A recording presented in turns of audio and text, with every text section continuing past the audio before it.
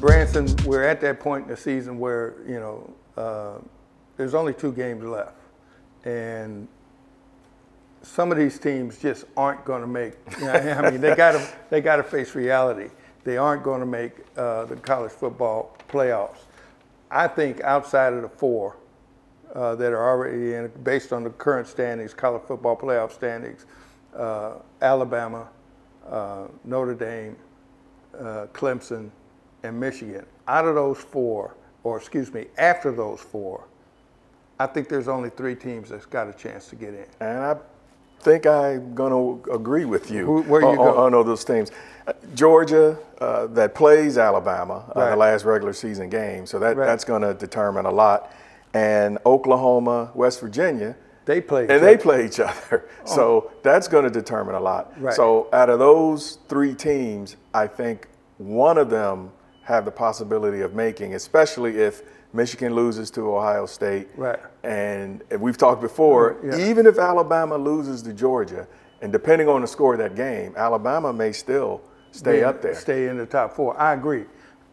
The question is going to be if a Notre Dame, a Michigan, a Clemson were to be upset, okay? Now the question becomes, and like you mentioned, Georgia, Alabama. If Georgia beats Alabama, now you got to ask yourself, does Alabama stay in the top 4? That's the first question. I think they do. But I think it depends on how they lose. Yeah, that very well may be the case. But I think in the main, I think they stay in the top 4. After that, like you say, you got those 2 head-to-heads. You got Oklahoma, West Virginia, and you got Alabama, Georgia. I think those are the 2 games that are going to decide the 14 playoffs. I think it will. And Ohio State, Michigan.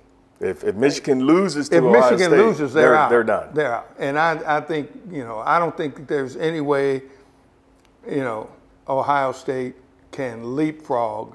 No. Not at all. I don't think they can leapfrog. They may be able to leapfrog one of them. They can't leapfrog Oklahoma, Georgia, and West Virginia. I don't think they can leapfrog all 3 of them. Not with 2 games left in the season. And they play Maryland.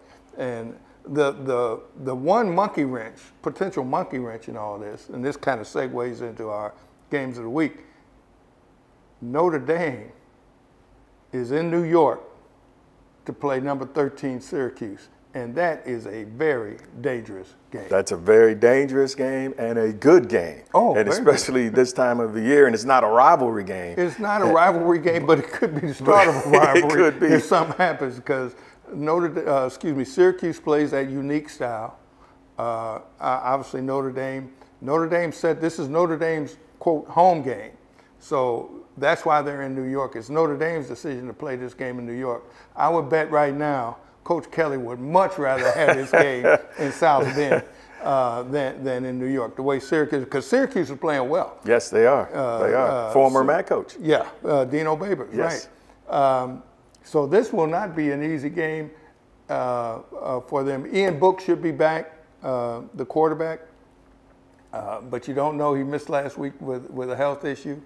You don't know if he's 100%, 90%, 80%. You know, do they go to Brandon Wimbush? You know, there's a lot of little nicks with Notre Dame right now that could really impact this game. So they got to be careful, because the thing is, if Notre Dame loses based on what we were talking about before, and they become that team that falls back a little bit, now the Georgias, right, the Oklahomas, the West Virginians, they move into the mix. It just changes things. Now we just have a few seconds. The other big games, number 9, West Virginia at Oklahoma State. Big game. But, I'm a man. I'm a man. But the game that I'm going to pay a lot of attention to, Cincinnati, number 19 Cincinnati at number 11 Central Florida. That's an interesting ball game. That game will not get the national attention that it deserves, but that is a big ball game. Keep an eye, running back Michael Warren, sophomore from Toledo, second in the nation in touchdowns, 17 touchdowns. For the Bearcats. For Cincinnati, just a sophomore. Yeah. Well, another young kid we talked about earlier, of course, that was over in the MAC segment, is Drummond. Yes. Yes, Drummond. wide, And freshmen don't usually start even on the MAC level. Yeah. It's something difficult to do, but keep an eye on him in the future. right.